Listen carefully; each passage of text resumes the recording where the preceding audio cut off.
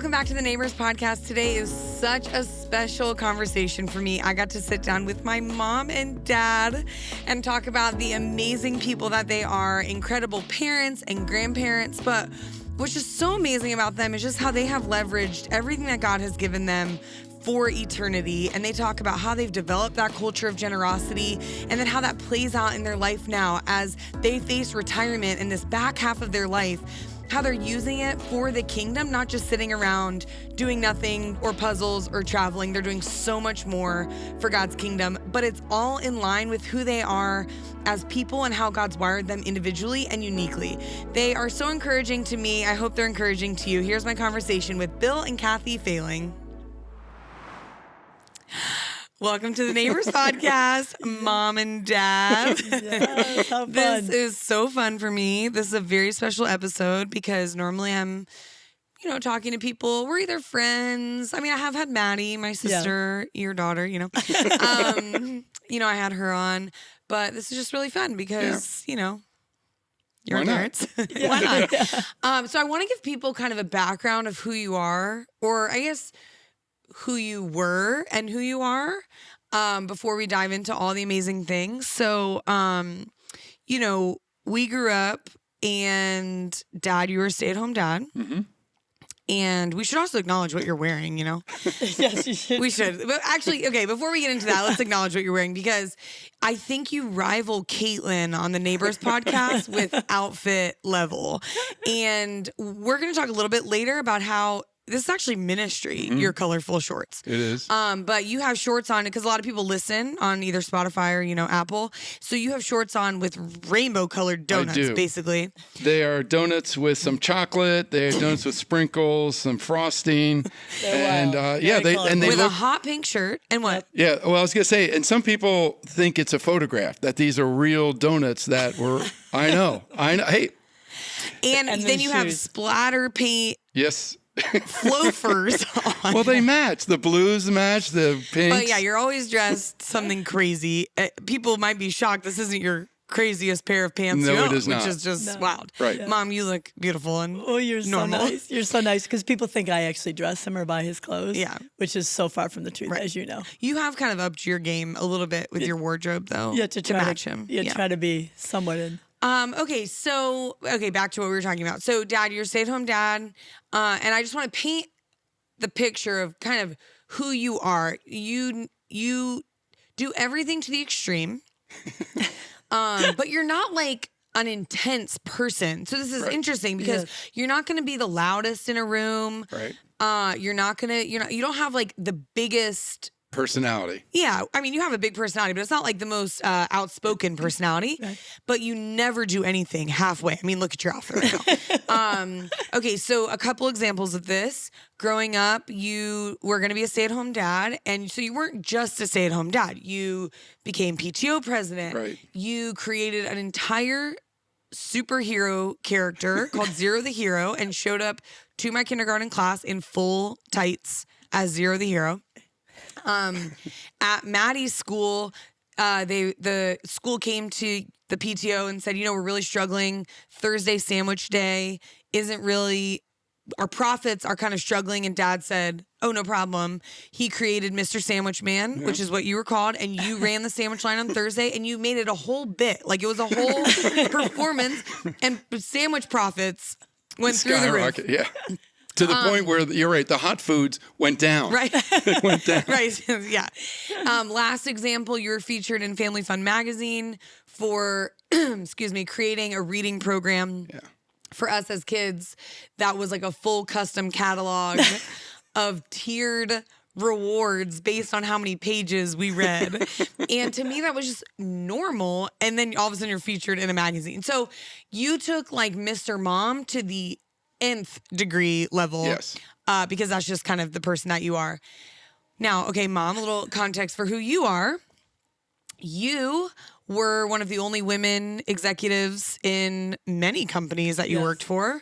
When you got recruited to Florida, this is when Dad became a stay-at-home dad. When you were recruited down here, and correct me if I have this story wrong, but this is what I tell everybody. So actually just go along with it. But you're sitting in the meeting with the president and he's going over your benefits and he says, and we had just moved to Jacksonville from Ohio. So there's not much fun in Ohio. Sorry to my oldest sister who does live there and listens to this podcast. But Ohio, not much going on. Jacksonville, whoa, beach, golf, tennis, we got all the things. And you were the only female executive for the company, and he sat you down and was going over your benefits and said one of your benefits is a membership, a golf and tennis membership, and then said, oh, you won't need golf, assuming you didn't play golf because you were a woman. No, he said it. Oh, he said because you're a woman. You don't need it. It's a country club membership. You don't need that. You don't golf and you're a woman. And I was so shocked I didn't even reply. Oh, okay. Yeah. So I tell people that you said, no, I do play golf, even though you didn't. I didn't. And then you learned how to play. I learned how to play because I was so upset. Yeah. Because I never took advantage of that benefit. That's called a pioneer, Mom. So that's really who you are. You are a pioneer. You paved the way for many women who will come after you, which is incredible. You broke through many ceilings and came off many floors. You really made a way. And many women will stand on your shoulders and they won't even know your name, but they will experience things in the business world that women like you had to fight for, and they won't even have to fight for it. So that kind of explains who you are. You then started your own company, led your own company for what, 25 years? 22 years. So yeah. Almost. And we'll go 25. Yeah, 25, yeah. Incredible company, super successful. You were just like the boss lady, businesswoman, killing it, all the things. Okay, so that's kind of who the two of you are in a sense, or who you were vocationally through your, if you will, your productive years. And now you are a little bit older. Or a lot older. I won't call you old. Yeah. But you're on the back half of life, living up retirement, which we'll talk about that in a bit. But I would say there's so many lessons to be learned from who you are as people and things that you did over the past 30 years and things that you are doing now. And even though we weren't we weren't sitting down doing devotionals as a family every night, there were so many things that you did that are biblical, even though I don't even know if you knew that they were biblical at the time. And one of those things that stands out to me is generosity. And since I can remember, you both have had a heart of generosity. I think as your relationship with the Lord has strengthened, that spirit of generosity has increased so much. But it was always just a part of who we are. And the reason that you're on the podcast, this is like a huge setup for why you're here. But I was talking to someone the other day and I was telling them about Maddie, my sister, your daughter, they are taking in foster respite care.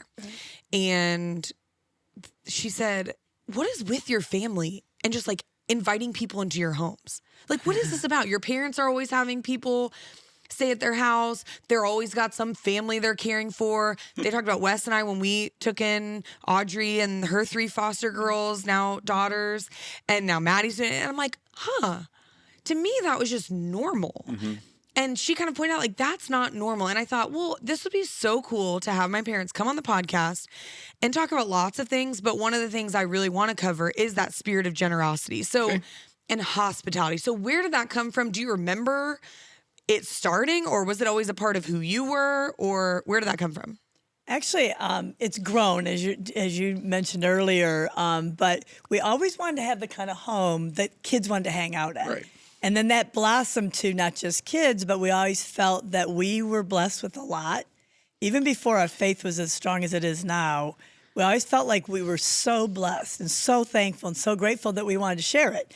And then as my company was successful and as an at-home dad did a great job investing too, we felt like we were even more blessed than we ever would imagine financially and the things we were able to do. And we felt like we had an obligation to those who've given much. Those that get much, give much. And so we just felt like we wanted to share what we've given. And we've been like that for pretty much our whole marriage. Yeah, it kind of started that we always looked out for the children.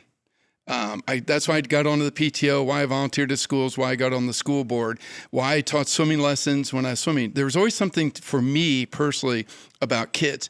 So as your mom said, we tried to create an environment where you would feel very comfortable bringing your friends to our house. We also had ulterior motives because if you're at our house with your friends, we knew exactly what was going on. Shadow mission. Exactly. The other is we wanted to make it not just to create a haven for you and your friends and your sisters and their friends, but a safe place so that if any of your friends, which there were a few that actually came to our house looking for a sanctuary, and that again seemed normal to us. Not that either your mother or I experienced that growing up, but it just evolved into that to this day. Yeah. So, but then that culture of generosity, it grew beyond just us and our friends. Yeah. I joke with people all the time, Mom, that you always have some random woman or family in Jacksonville that you're just like caring for. And so sometimes I'm like, how'd you even meet this person? And I mean, Dad, you go along for the ride. Yeah. But so how did it grow into that kind of generosity? Well, if you recall, right after we moved here, I started working with Mel Washington Kids Foundation. I had a love of tennis, and I do former tennis player, and I loved what he was doing in downtown Jacksonville. So I went on the board. We created a reading program. I was down there. I don't even know how I did it. I was down there during the busiest part of my career. Every Friday, I'd have a reading club, and I took you down. You remember going down, and I wanted to. I wanted to expose myself to different kinds of people and also share, and I learned more than the kids did. Sure. And so I still follow, when you say random women, some of those are now grown women that we sponsored all those years ago with Mel's. I know, So it's crazy. I just think I have one of the gifts that I do believe I've had and that it's growing even stronger is of compassion. My heart breaks for people, and I just feel like we have so much as Americans and even just here in Jacksonville that we want to share it. Yeah, for sure. Well, I would agree. It's what may be something simple for us, maybe something easy, maybe something when your mom would go downtown and just read a book, what that impact. The reaction was, I can keep this book? Yes. To us, it was a $1.99 book we got at Target. To them, it was almost gold. So just like it's spoken when you go on mission trips, sometimes you as a missionary get more out of it than the people you're serving. That's how we were feeling, that our little gestures created this environment for us that we need to keep doing this. Apparently, we're on the right track to something, and then it just amped up. Well, I love it, and I appreciate it. Also, Dad, I totally forgot to mention that From Zero to Hero launched you being on the school board for 12 years. Yeah. That was an important part of who you are, too. Did I leave anything else out? Well, when you talk about generosity, I think they continue to ask about how it amped up. I'll never forget the very first campaign initiative, I don't know if you call it financial initiative at Church of 1122, and Bill had always done things like material, like give a book, help sponsor something, but not to the financial point. He hung on to the money pretty. I was a spender, and he was the one that was a little tighter. And so your dad completely transformed during that initial initiative. Before All Things? I think it was Before All Things. Or Upon This Rock. Well, it started actually with the very first one. Upon This Rock. Upon This Rock. Yeah, right. Upon This Rock. That And beach. And I'm embarrassed to say now, it's like, okay, this is a test. I will, and let's see what happens because of how I was brought up, how I was influenced by my parents. That was not a thing. Right, not mine either, not my family. I mean, if my dad had a 5 in his wallet, but he also had a 1, out came the 1, not the 5. Yeah. Okay. Yeah. So then what happened during Before All Things? we started to learn what it really means that none of it's ours anyway. And you're gonna like Joby says, you're gonna leave all this behind for you guys, or someone's gonna use your golf clubs that plays better than you. Yeah. All those kind of analogies, and we realize it's not ours anyway, and that we can live on a lot less than what we do. And we do a lot of fun things, and we certainly spend money on ourselves. But over time, we've realized that we'd be better off investing in eternity and things that are worth that rather than ourselves. And it's been pretty fun to watch because we were one of the original people at Church 1122. Who would have ever imagined that the first campaign, we thought we were really pushing ourselves. We've pushed ourselves way further on each of the other initiatives, which other people in our church have as well.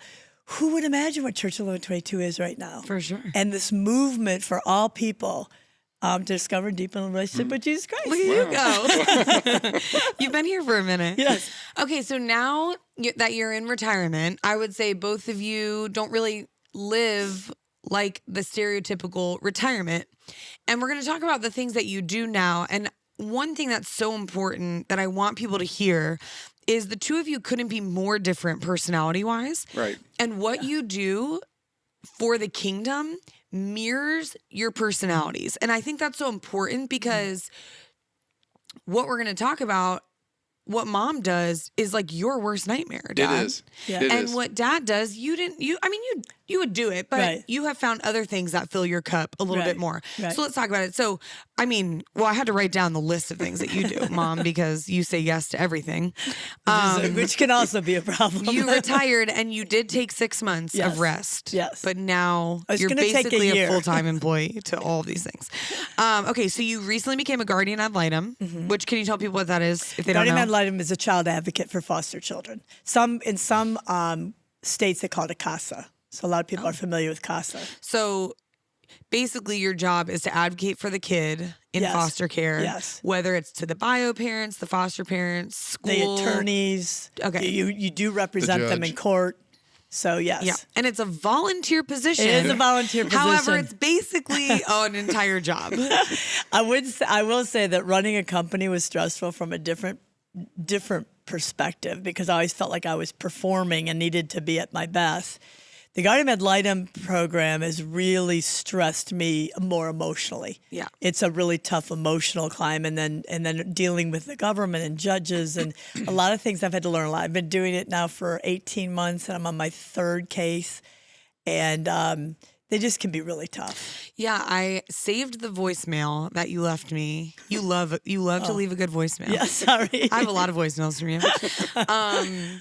And you basically said, wow, ministry is a different kind of weight. Yes. Because you had always led, like you said, your company from the business standpoint, but experiencing the emotional, spiritual, mental burden of ministry has been Yes. very eye-opening for you. Very eye-opening because involved in the foster system, there's so many dark sides that I haven't experienced in my life. My parents are still married after 65 years. As you know, Mimi and Papa, his parents were married forever. And it's just, so the whole family dynamic is so broken, and so many drugs and violence and stuff that's just dark. It's so dark. And then I do some work, I'm sure you're going to get to, with her song, and that's been very dark as well. And it's just very hard. It's hard. Yeah, it's hard work. Harder in a different way. Sure. Yeah. Yep. Yeah. So then you lead a Bible study with the Her Song girls, her song is a ministry that rescues women out of trafficking situations. And you've started bringing them to church, which is incredible. Yeah. What else do you Well, do? they go to church already. Her song has them do that, but we become good friends. There's a group of us, and so we meet at church There you go. often. Okay. Yes, and then they brought some other friends. They're amazing at bringing They are amazing. their friends and sharing their faith. It's just been an amazing. I've learned way more from them than they've ever taught me. Sweet. Yeah. And then you sponsor like 1,000 compassion kids. There we go. Okay, Dad, your little slice of ministry is the welcome team. So you have been on the welcome team at our church since we opened the doors in Correct. 2012. Yep, first day. Yep. 12 years. And let's be real, Mom. He's probably missed like less than 10 Sundays. in Yes, his life and there because- are days that I kind of think we should miss. Or I know, he's like, oh, I'm serving. Yeah, I'm Yeah. serving. We have I signed up. We have but- like 15 people in yeah, town. in our house. Yeah. He's like, And no, I'm serving. I Or signed we're us out of up. town. I said, we Yeah. got to be back by Saturday night because we got to go to. Have they ever tried to promote you? No. Oh, Well, yes. They know not to move them. Yes. If that would be a promotion, it would be, or as the parking lot people want me to come over there. He's No, being coached. they Recruited. I'm at the one door, and one Sunday about 3 or 4 years ago, they moved me to the other door. I'm at the door on the McDonald's side, and they moved me to the other, and most He doesn't people, handle the change very well. most people who go through that door weren't expecting to see somebody like me. So when I go back the next week to my normal door, I heard it from the regulars that everybody come missed through. you. They did. Yep. So you've been serving the same door at 9 a.m. for many years. Yep. And I feel for like a lot of years, you were just counting, welcoming. But over the past couple of years, God has really used that position Yes. as a real space of ministry. What has happened over the past couple of years? Okay. I have you to thank for it because it happened to be Christmas of like 2 years ago or Advent season. And I came to you and said, can I wear like a snowman or something, Some Christmas sweater. Sorry, Jenny Ugly staff Christmas- listening. some Christmas sweater? And you said, yes, as long as it's not vulgar, which we can talk about that some other time. Well, you have a Christmas sweater that quotes something from Christmas Vacation Yes, true. that is not necessarily PG church appropriate. Okay, fair enough. So for 3 out of the 4 weeks, the last 3 weeks of Advent, I wore something fun. I introduced reindeer headgear. I introduced lighted Christmas lights around the neck, necklaces. And so once Christmas and New Year's were over, I went back to my, I'll call it just khakis and button down. And Which was not. Yeah. But that's Close. okay. Calmer than now. Much It's more like calmer. my outfit. It's still in And color. I had people say, whoa, where are your outfits? We loved your outfits. And so I asked you, I said, people are asking me if it's, where's your outfit? And of course, you know what my closet looks like. And you go, Dad, have at it. If that's what you feel like wearing, go ahead and wear it. So I already had many crazy shorts and crazy golf, shirts right? from golf. Okay. Right. with And now golf. he just added them. So I've just have added, and now it has become a staple. Okay, but how has that led to ministry? Okay. So how it's led to ministry is, This is how do donut shorts equal ministry? so this may sound weird, but I don't know. Only that I know what happened. So I don't know what led to it. I don't know what inspired, but because I felt comfortable in crazy outfits, I feel good, and so I'd smile. I'd welcome everybody to the point where I remembered, as you mentioned, from the sandwich, from being Mr. Sandwich Guy, that you look them in the eye, shake their hand, pat them on the back, welcome them. Just a smile to hopefully get them to smile. And then that just led to people wanting to come through the line, which now, I don't know if you want me to get into an example or two, but I've had more people come up and ask me to pray. Yep. Ask me to pray. That is Crazy. crazy. And that's way out of the comfort zone And that's, of his, yes, too. So. as it's been discussed over all the sermons, there's comfort zones and there's uncomfortable zones. And I was in that uncomfortable zone. But the Holy Spirit or something inside me gave me the words that if you said, what did you pray? Have no idea. You blacked out. But we also ask him. We also ask him because there's several people who have commented that they weren't sure they'd feel welcome in this church, but he always had a smile and always a welcome. And then they realized they were welcome. And this one guy shared his whole heart with him about how he didn't think he would end up going here, and his friends told him he wouldn't be welcome because he's looks different than all of us here at Church 122, supposedly, and that how welcome he was with Dad. And then Dad, we said, you and I both asked him, well, what was his name? I don't know, but we prayed and we say hello to each other every week, and I that's love what's it. important. He gives hugs. It's become, and I used to tease him. So at my point, I used to tease him because he'd ask me which outfit to wear. And I was like, whatever, but it's now become a ministry. Well, it really is so cool. And the reality is people have become comfortable with you to the point they think that you're friends as they're coming in. And because they can connect on, like, who can't connect and get excited about donut pants. Right. But what I love is that you are open to God using that. So I think a lot of times we leave something at face value, just donut pants. Like, I'm just going to accept the compliment, or I'm just going to make the jokes.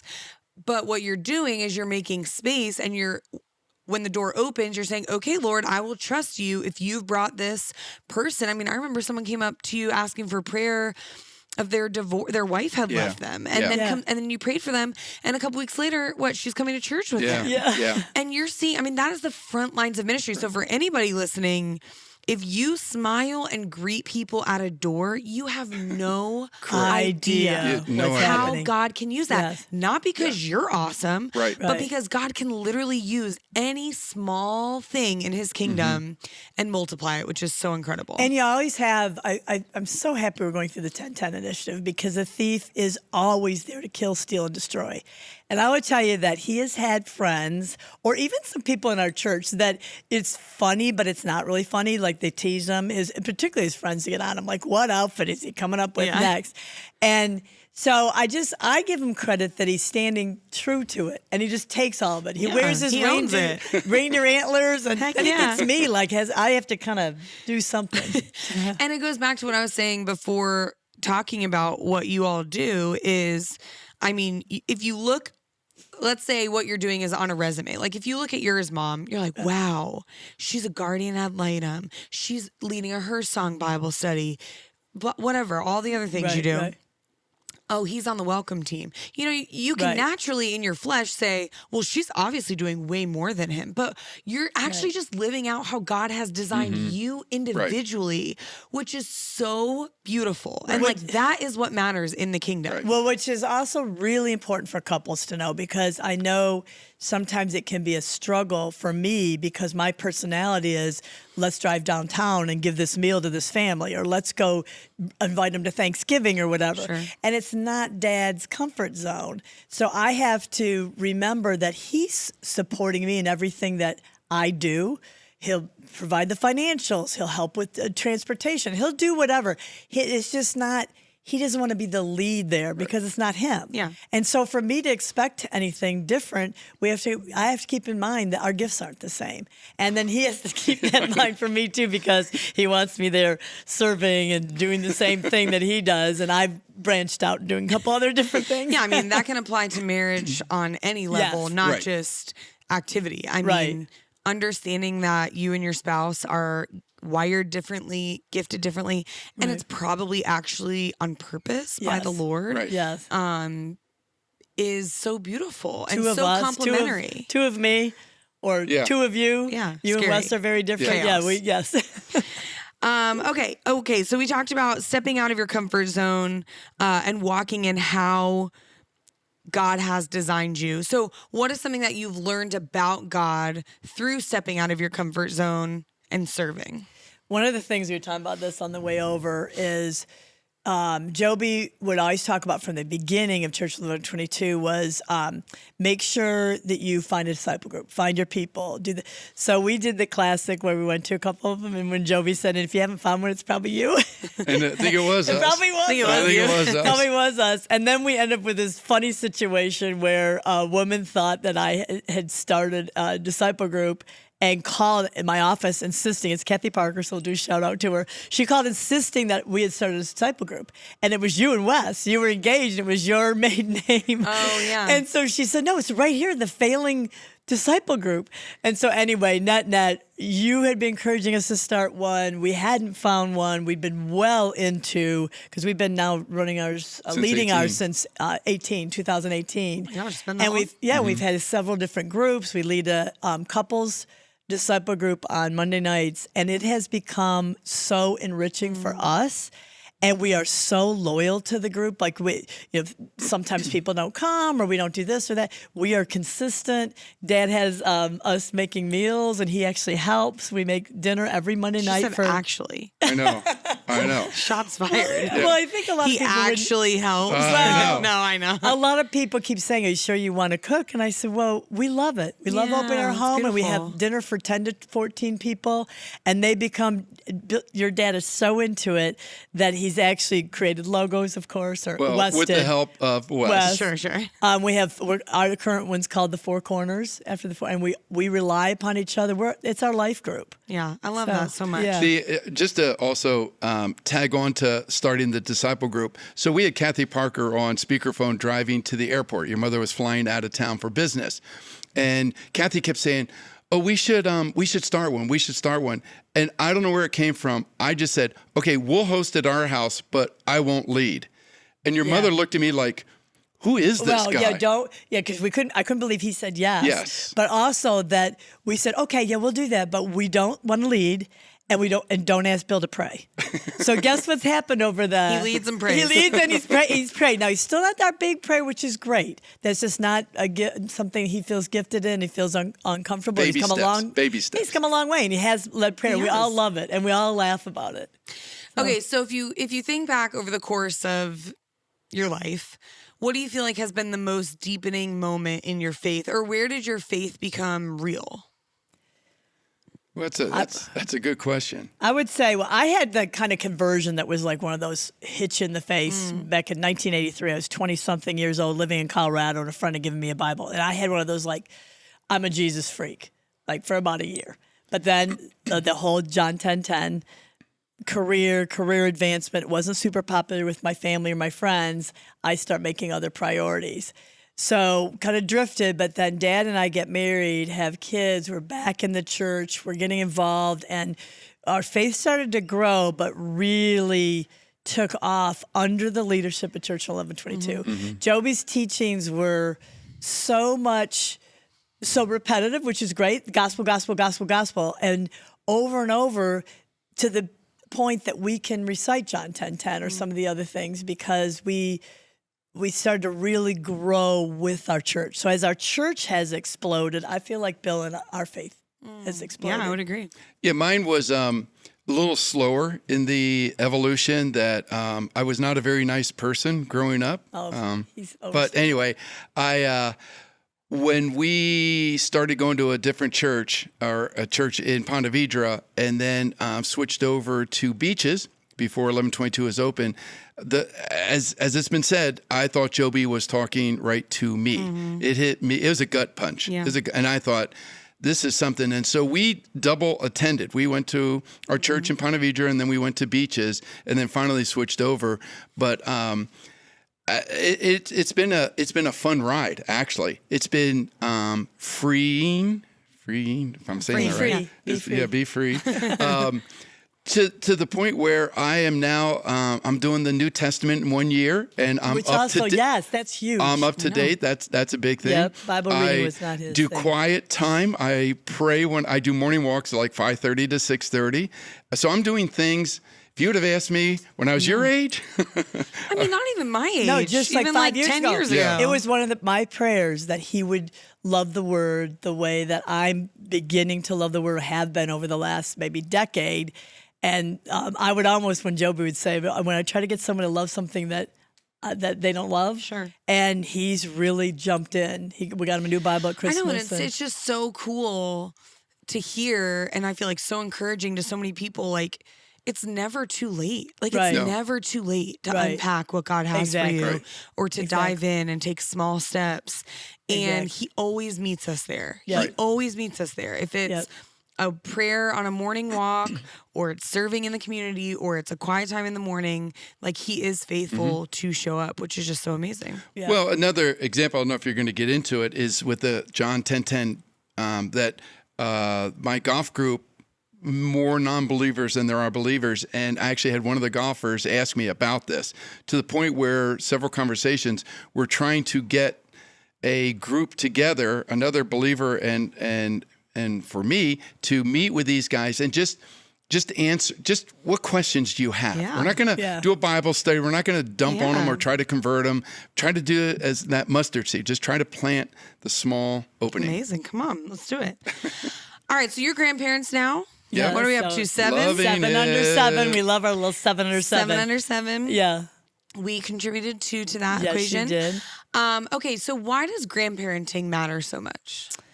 Well, we were talking about this. We actually watched it on one of that series that you can watch online. Oh, Right Now Media? Right Now Media.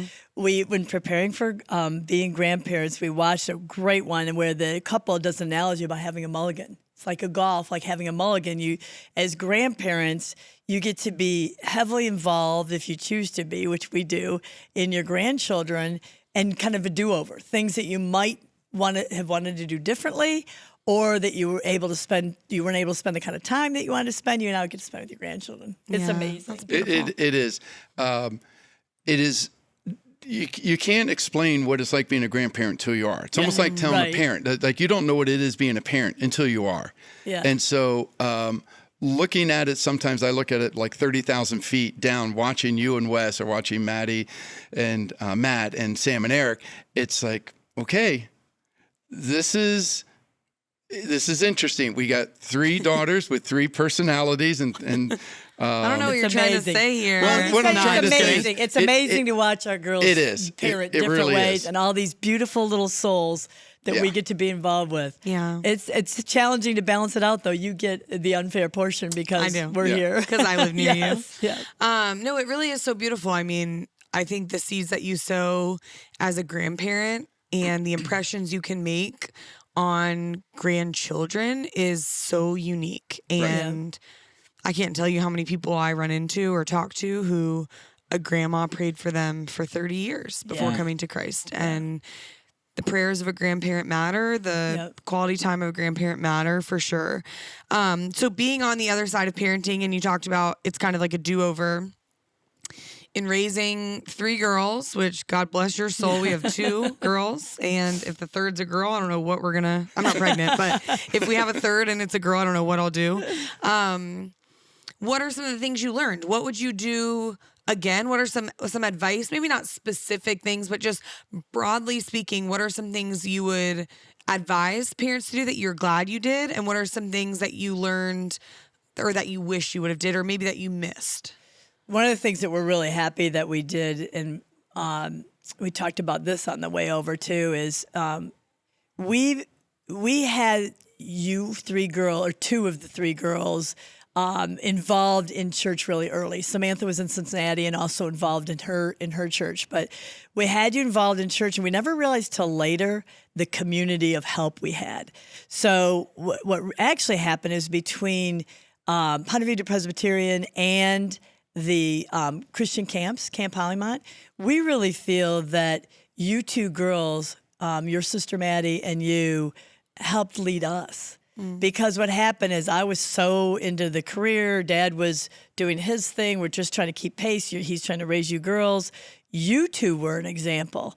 And the people that we'd surrounded you with were giving you such great advice and pouring into you, some of which now go to church with us, I know, too. it's incredible. So. Yeah, I would add to it. We discussed it earlier, but creating that home environment that is a safe haven for the children. One of the things that, I don't know if it surprised you guys, but if anything ever happened to one of the 3 of you, I think you ran over some curb, had a flat tire. I don't know if you. Oh, this isn't selling me. Okay. Well, anyway, you thought you thought I was going to like read you the riot act. Yeah, I wrote you a letter. And it was one of those things. It's called an accident for a reason. I knew you because I know your personality. I didn't want to come down or have both of us come down hard on you, because what about the next time? Maybe he's like, wow, okay, that's the last time I'm going to my dad and telling him something because I feel awful. I don't know if I feel loved anymore. I'm being a little drastic, but I always wanted to have your mom and I be that person that you could come to for anything, whether it was money or boyfriends or what academics, sports, anything. Yeah. I'd say the thing that I wish we could have done, like when you say the do-over and you get the chance with grandchildren to do over, the time goes so fast, and you don't think it's going fast when you're in the moment. I mean, you have a 2.5 and a half year, a 6-month-old, Doesn't feel like it's going that fast usually. Oh, no, No, it doesn't. there's just so much around you, and you're just you're working, and you're both working.